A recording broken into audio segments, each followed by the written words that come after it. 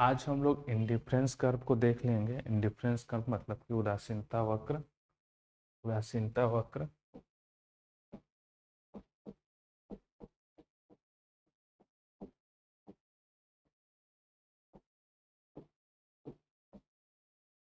तो इसका पहला क्वेश्चन क्या है कि उदासीनता वक्र क्या दर्शाता है। तो इसको ऐसे समझ लीजिए कि उदासीनता वक्र क्या होता है कि दो वस्तुओं के विभिन्न संयोगों में से उपभोक्ता कोई भी संयोग को चुने तो उसको समान संतुष्टि की प्राप्ति होती है, उसको बोलते हैं इंडिफरेंस कर्व। मतलब कि दो वस्तुओं का ऐसा संयोग चुना कि कोई भी संयोग में उसको समान संतुष्टि प्राप्त हुई। जैसे कि फिगर में देखिए कि अगर 3 सेव है और 2 पाइनएप्पल है, ठीक है, 2 अनानास है, तो दो वस्तुओं में से एक संयोग ये चुना कि 1 पाइनएप्पल और 1 सेव है, तो ये संयोग पे इसको सेटिस्फैक्शन जो प्राप्त हुआ, अगर मान के चलिए वो आधा पाइनएप्पल और 1 एप्पल ले तो भी उसको इस पे समान सेटिस्फैक्शन होगा। ठीक है, इस अजम्पशंस पे उदासीनता वक्र काम करता है। इसका जो परिभाषा है याद रखना है कि दो वस्तुओं के विभिन्न संयोगों में से उपभोक्ता कोई भी संयोग, कोई भी कॉम्बिनेशन को चुनता तो उसको समान संतुष्टि की प्राप्ति होती। इसकी हिस्ट्री के बारे में थोड़ा सा जान लीजिए। इसका हिस्ट्री क्या है कि इसका सबसे पहले जो व्याख्या किया था प्रोफेसर एडवर्थ ने अपनी पुस्तक मैथमेटिकल साइकोलॉजी में। बाद में इसका जो वैज्ञानिक व्याख्या किए वो थे हिग्स, और उनकी पुस्तक का क्या नाम था, द वैल्यू ऑफ कैपिटल। बाद में फिर से हिग्स ने अपनी दूसरी पुस्तक रिवीजन ऑफ डिमांड थ्योरी में इसकी व्याख्या की, और पहले उदासीनता वक्र क्रमवाचक धारणा पर आधारित थी और बाद में उदासीनता वक्र दुर्बल क्रम की धारणा पर आधारित थी। मतलब कि कभी भी इसका संगति टूट सकता था। ठीक है, तो याद रखना है उदासीनता वक्र का परिभाषा, इसका हिस्ट्री कौन दिया है, इसको पहले एडवर्ड दिए थे, बाद में वैज्ञानिक जो व्याख्या है हिग्स ने किया, और ये कौन से धारणा पे आधारित है, क्रमवाचक धारणा पे, और दूसरा दुर्बल क्रम की धारणा पे। ठीक, अब इसका कुछ अजम्पशंस भी देख लीजिए। उससे पहले इसको देख लीजिए कि इंडिफरेंस कर्व क्या होता है। कि मान के चलिए कोई भी दो वस्तु जैसे सेब और केला, दो वस्तुओं का यूज करके हम ऐसा संयोग बनाए जिसमें हर संयोग पे हमको समान सेटिस्फेक्शन मिला, समान संतुष्टि मिली, उसको इंडिफरेंस कर्व कहते हैं। जैसे अगर मान के चलिए यहाँ पे सेव है, एक्स एक्सिस पे हम लोग एप्पल ले लेते हैं, और यहाँ पे केला यानी बनाना ले लेते हैं। ठीक है, अब क्या है टेबल में कि एक संयोग पे 12 केला और 1 सेव है, फिर बी संयोग पे 6 केला और 2 सेव है, इसी तरह सी संयोग पे 4 केला और 3 सेव है, डी संयोग पे 3 केला और 4 सेव है। और जब इन संयोगों को एक लाइन में मिला दिए तो उससे एक वक्र प्राप्त हुआ, इसी को बोलते हैं इंडिफरेंस कर्व। ठीक है, उदासीनता वक्र। तो उदासीनता वक्र हमें यही बताता है कि दो वस्तुओं का ऐसा संयोग, ऐसा विभिन्न संयोग जिससे हमको समान संतुष्टि प्राप्त होती, उसको इंडिफरेंस कर्व कहते हैं। तो अब क्या क्वेश्चन पूछा है आपसे कि उदासीनता वक्र यानी इनडिफरेंस कर्व क्या दर्शाता है। तो इसका आंसर देखिए, इसका आंसर स्पष्ट रूप से बता रहा है कि विभिन्न वस्तुओं के वे संयोजन जो समान संतुष्टि देते हैं। तो पहला वाला ही इसका आंसर हो गया कि विभिन्न वस्तुओं के वे संयोग जो समान संतुष्टि देते हैं, वही तो इंडिफरेंस कर्व है।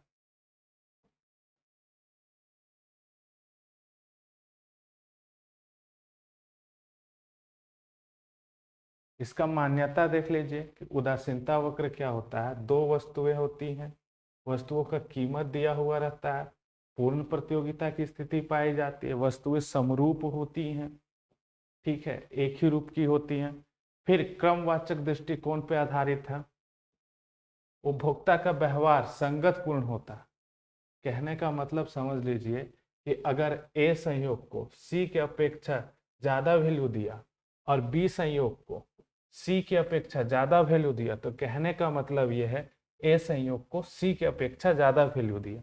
जैसे समझ लीजिए यहाँ ए संयोग को सी की अपेक्षा ज्यादा वैल्यू दिया, ठीक। बी संयोग को सी की अपेक्षा ज्यादा वैल्यू दिया, इसका मतलब है कि ए संयोग को सी की अपेक्षा ज्यादा वैल्यू देगा। और जो इसका सबसे मेन मान्यता है, ये घटते हुए समान प्रतिस्थापन की दर यानी diminishing marginal rate of substitution की अवधारणा पर आधारित है, ठीक है। और इसी के कारण इसका जो आकार है उत्तल लेंस की तरह होता है, ये आपको याद रखना। तो अगला क्वेश्चन क्या है कि यदि दो उदासीनता वक्र एक दूसरे को प्रतिच्छेद करती है तो यह किस धारणा का उल्लंघन है। उदासीनता वक्र कभी भी एक दूसरे को काटते नहीं, ठीक है।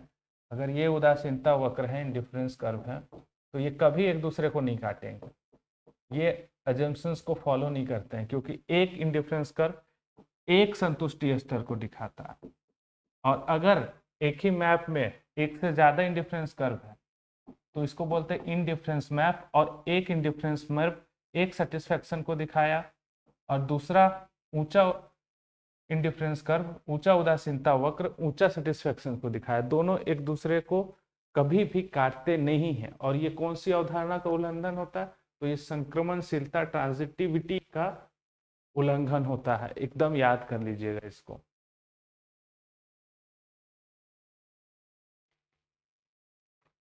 उदासीनता वक्र का ढलान किस रूप में जाना जाता है, तो इसको एकदम याद रखना है। उदासीनता वक्र का ढलान मार्जिनल रेट ऑफ सब्स्टिट्यूशन के आधार पर जाना जाता है। इसी के कारण इनडिफरेंस कर्व का आकार इस तरह से होता है, उत्तल होता है। अब जान लीजिए कि प्रतिस्थापन की दर मार्जिनल रेट ऑफ सब्स्टिट्यूशन क्या कहता है कि जब वह दर जिस पर कोई भोक्ता एक वस्तु की अतिरिक्त इकाई को दूसरी वस्तु की अतिरिक्त इकाई के साथ प्रतिस्थापित करता है तो इसी को कहते हैं सीमांत प्रतिस्थापन की दर। और ये जो त्याग करने की घटना है वो हमेशा घटते रहती है। कहने का मतलब कि वह दर जिस पर कोई उपभोक्ता एक वस्तु के स्थान पे दूसरी वस्तु का त्याग करता है तो वो हो गया सीमांत प्रतिस्थापन की दर। और जो त्याग करने की दर है ना वो घटते जाती है, दूसरे वस्तु का जो त्याग कर रहे हैं वो घटते जाती है, उसको बोलते हैं diminishing marginal rate of substitution. तो उसी के कारण क्या होता है, इसका आकार उत्तल लेंस की तरह होता है, ठीक है। और इसका ढलान कैसा होता है, ऋणात्मक होता है। उदासीनता वक्र मूल बिंदु के प्रति उत्तल होते हैं क्योंकि जाहिर सा बात है घटती हुई सीमांत प्रतिस्थापन की दर के कारण, diminishing marginal rate of substitution के कारण यह मूल बिंदु के प्रति उत्तल होता है, यानी कि कॉन्वेक्स होता है। अगला क्वेश्चन है कि निम्नलिखित में से कौन सा उदासीनता वक्र के विश्लेषण का एक धारणा है।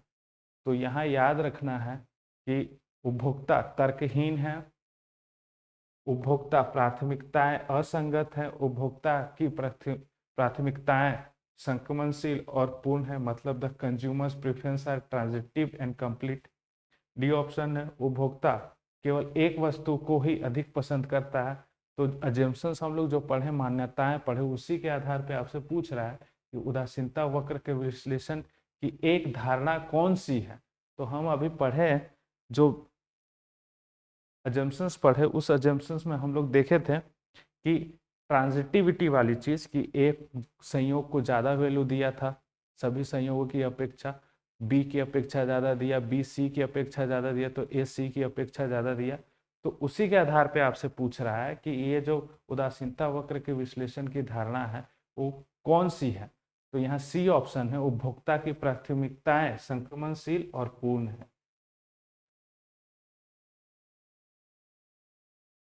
उदासीनता वक्र नीचे की ओर ढलान है क्योंकि समान संतोष के स्तर को बनाए रखने के लिए उपभोक्ता एक वस्तु को त्याग कर दूसरे वस्तु को अधिक प्राप्त करना चाहता है। उपभोक्ता दोनों वस्तुओं को समान रूप से पसंद करता है। इसका आंसर पहला ही है, समझ लीजिए आप कि समान संतोष के स्तर को बनाए रखने के लिए उपभोक्ता एक वस्तु को त्याग कर दूसरी वस्तु को अधिक प्राप्त करता है। यही होता है ना कि अगर कोई भी संयोग को हम बनाने के लिए क्या करते हैं कि एक को ज्यादा तो एक को कम लेते हैं क्योंकि समान सेटिस्फेक्शन लेना है। तो यही चीज है कि इसमें उदासीनता वक्र नीचे की ओर ढलता है, क्योंकि समान संतोष के स्तर को बनाए रखने के लिए उपभोक्ता को एक वस्तु को त्याग कर दूसरी वस्तु को अधिक प्राप्त करनी होती है। सातवां क्या है, उदासीनता वक्र दो वस्तुओं के संयोगों को दर्शाता है जो प्रदान करता है। उदासीनता वक्र दो वस्तुओं के संयोजनों को दर्शाता है जो प्रदान करता है। तो क्या है इसका आंसर? विभिन्न संतोष, समान संतोष, अधिकतम संतोष या न्यूनतम संतोष। तो हम लोग देखे थे कि जो भी कॉम्बिनेशन, संयोग कोई भी चुने उसमें क्या होता है, सेटिस्फैक्शन समान होता था। ठीक है, तो इसका आंसर क्या होगा? समान संतोष का स्तर। अगला क्या है, उदासीनता वक्रों के बारे में निम्नलिखित में से कौन सा कथन सत्य है? उदासीनता वक्र हमेशा सीधी रेखा वाला होता है। उदासीनता वक्र मूल बिंदु के प्रति उत्तल होता है। उदासीनता वक्र ऊपर की ओर ढलान होता है। उदासीनता वक्र एक दूसरे को प्रतिच्छेद कर सकते हैं। तो हम लोग देखे थे उदासीनता वक्र का क्या फिगर बन रहा था, ऐसे मूल बिंदु के उत्तल, उन्नततर और हमेशा ऋणात्मक ढाल वाला। तो अवतल तो होगा नहीं, प्रतिच्छेद भी नहीं करेगा। हम लोग अभी देख लिए थे क्वेश्चन में, एक दूसरे को काटेगा नहीं। उदासीनता वक्र ऊपर की ओर ढलान वाला तो होगा नहीं। उदासीनता वक्र हमेशा सीधी रेखा वाला भी नहीं होता है, हालांकि होता है। तो इसका आंसर क्या होगा? बी, उदासीनता वक्र मूल बिंदु के प्रति उन्नततर होता है। आप जान लीजिए कि उदासीनता वक्र जब दो वस्तु पूर्ण प्रतिस्थापन वाले हों, पूर्ण प्रतिस्थापन वाले हों, तब जो इंडिफरेंस कर्व होता है वो सीधी रेखा वाला होता है। और जब दो वस्तुएं पूर्ण पूरक हों तो उदासीनता वक्र एल आकार का होता है। पूरक वस्तुएं होती हैं तब उदासीनता वक्र एल आकार का, और जब पूर्ण प्रतिस्थापन वाली होती हैं तो ऐसा होगा, एकदम सीधी रेखा वाला। ये अपवाद में पढ़ते हैं, क्लास में हम लोग पढ़ लिए, लेकिन यहाँ पे पूछा है कि कौन सा कथन सत्य है। तो उदासीनता वक्र समझिए हमेशा मूल बिंदु के प्रति उत्तल होता है। घटती सीमांत प्रतिस्थापन की दर की अवधारणा का अर्थ है। तो क्या अर्थ है कि उपभोक्ता एक वस्तु के लिए दूसरी वस्तु की अधिक बलिदान करने को तैयार है। उपभोक्ता एक वस्तु के लिए दूसरी वस्तु का कम बलिदान करने का तैयार है। तो इसका आंसर होगा बी, क्योंकि हम लोग देख लिए कि जो मार्जिनल रेट ऑफ सब्स्टिट्यूशन क्या बताता है कि एक अतिरिक्त वस्तु को प्राप्त करने के लिए एक वस्तु का जो त्यागने का स्तर है उसको कहते हैं मार्जिनल रेट ऑफ सब्स्टिट्यूशन, और ये हमेशा घटते हुए रहता है। ठीक है, आप इसको एकदम सटीकता परिभाषा ऐसे रख सकते हैं कि वह दर जिस पर कोई भी उपभोक्ता एक वस्तु की अतिरिक्त इकाई को दूसरे वस्तु की अतिरिक्त इकाई के साथ प्रतिस्थापित या फिर त्याग करता है, तो इसको सीमांत प्रतिस्थापन दर, मार्जिनल रेट ऑफ सब्स्टिट्यूशन कहते हैं। और ये हमेशा घटता हुआ होता है, इसलिए इसको diminishing marginal rate of substitution कहते हैं। यही कारण है कि इंडिफरेंस कर्व ऋणात्मक यानी नीचे की ओर ढलान होता है, और मूल बिंदु के उन्नततर यानी कि कॉन्वेक्स उत्तल लेंस की तरह होता है। याद रखना हमेशा। यहाँ देख लीजिए मार्जिनल रेट ऑफ सब्स्टिट्यूशन, सीमांत प्रतिस्थापन की दर क्या है कि एक वस्तु की अतिरिक्त इकाई को प्राप्त करने के लिए उपभोक्ता जो दूसरी वस्तु की कितनी मात्रा त्यागने को तैयार है ताकि उसकी संतुष्टि समान रहे, तो उसी को कहते हैं मार्जिनल रेट ऑफ सब्स्टिट्यूशन। ठीक है, हमेशा ऋणात्मक ढाल वाला होगा, नकारात्मक चिन्ह दिया हुआ है। जैसे कि मान के चलिए एक वस्तु केला और सेब है, तो केला को घटाएं और सेब को बढ़ाएं। ठीक, कोई भी सेटिस्फेक्शन, कभी ऐसा होगा ना कि जरूरत पड़ा कि आज केला कम खाने का मन है, सेब ज्यादा खाने का मन है, सेटिस्फेक्शन, लेकिन दोनों से हमको समान मिलना है। तो यही चीज है कि जो घटने का दर होता है, जो चेंज करना, त्यागने का दर होता है, वो सीमांत प्रतिस्थापन के दर, और ये हमेशा घटते जाता है, तो इसको बोलते हैं घटती सीमांत प्रतिस्थापन की दर। उच्चतर उदासीनता वक्र क्या दर्शाता है? तो हम आपको बताएं, इसका जंक्शंस में जो इंडिफरेंस कर्व है ये हर जगह समान संतुष्टि को दिखा रहा है, और ऊंचा वाला उदासीनता वक्र ऊंचा सेटिस्फेक्शन को दिखा रहा है। और एक फिगर में एक से ज्यादा उदासीनता वक्र है तो इसको बोलते हैं इंडिफरेंस मैप, उदासीनता मानचित्र। तो क्वेश्चन के हिसाब से इसका क्या आंसर होगा कि उच्चतर उदासीनता वक्र क्या दिखा रहा है? उच्च संतोष को दिखा रहा है, हाई लेवल ऑफ सेटिस्फेक्शन को दिखा रहा है। इसका कुछ विशेषता जान लीजिए कि इसका विशेषता हम लोग बार बार देख रहे हैं कि ढलान हमेशा ऋणात्मक होगा और यह आकार में कैसा होगा, झुका हुआ कॉन्वेक्स की तरह होगा। रीजन क्या है, diminishing marginal rate of substitution. और उच्च उदासीनता वक्र अधिक संतुष्टि को दर्शा रहा है, हाई सेटिस्फेक्शन को दिखा रहा है। और एक फिगर में एक से ज्यादा अगर इंडिफरेंस कर्व है तो इसको बोलते हैं इंडिफरेंस मैप। इसको क्या बोलते हैं, इंडिफरेंस मैप। यहाँ देख रहे हैं आप, एक से ज्यादा उदासीनता वक्र है और यहाँ जो आकार है ऋणात्मक और मूल बिंदु के उन्नत दर है।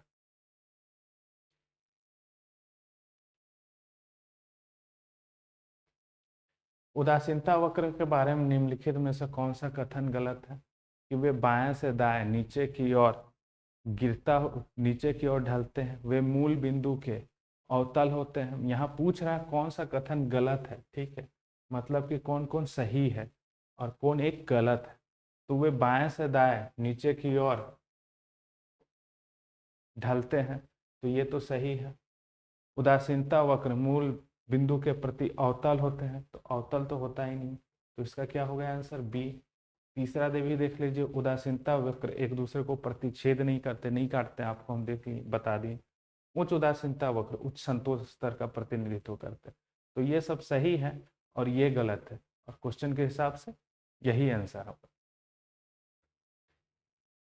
निम्नलिखित में से कौन सा उदासीनता वक्र के आकार को सबसे अच्छी तरीके से वर्णित करता है, तो इसका आंसर क्या होगा, यहाँ पे देख लीजिए, इसका आंसर सबसे सटीक आएगा, नीचे की ओर ढलान और उत्तल, डाउनवर्ड स्लोपिंग एंड कॉन्वेक्स, ये होगा इसका आंसर। निम्नलिखित में से कौन सी विशेषता उदासीनता वक्र से संबंधित नहीं है, ठीक है। उच्च उदासीनता वक्र अधिक पसंद किए गए संयोजनों यानी कॉम्बिनेशन को दर्शाता है। उदासीनता वक्र कभी एक दूसरे को प्रतिच्छेद नहीं करते, ये दोनों एजम्पशंस हैं। उदासीनता वक्र सामान्यतः मूल बिंदु के प्रति अवतल यानी कि कॉन्केव होते हैं। वही क्वेश्चन को बस चेंज कर दिया है, तो कॉन्केव तो हो ही नहीं सकता, अवतल हो ही नहीं सकता, और नहीं पूछ रहा है तो यही नहीं होता। और उदासीनता वक्र नीचे की ओर ढलते हुए होते हैं, यानी कि स्लोप क्या होता है, डाउनवर्ड होता है। तो ये सब तो सही है, ये वाला गलत है, और हमसे पूछा है कि कौन सा गलत है, तो आंसर सी हो जाएगा। उपभोक्ता संतुलन में होते हैं, उपभोक्ता कब संतुलन इक्विलिब्रियम कंडीशन में होते हैं, तो उपभोक्ता संतुलन के कुछ शर्त होते हैं, जिसमें क्या होता है कि जो बजट लाइन है, ये बजट लाइन है, और जब इन डिफरेंस कर्व एक दूसरे को स्पर्श करते हैं तो ये होता है कंज्यूमर सेटिस्फेक्शन, ठीक है। कंज्यूमर सेटिस्फेक्शन का कुछ शर्त होता है, उसको देख लीजिए कि संतुलन की स्थिति में क्या होता है कि बजट रेखा उदासीनता वक्र को स्पर्श करे, ठीक। इसी को थोड़ा सा डिफाइन करके अलग से अगर बोल दिया जाए तो ये बोल सकते हैं कि संतुलन बिंदु की स्थिति में उदासीनता वक्र मूल बिंदु के प्रति उन्नतदर यानी कि कॉन्वेक्स होता है, और संतुलन बिंदु पर दोनों का ढाल आपस में बराबर होता है। तो यहाँ आप देखिए,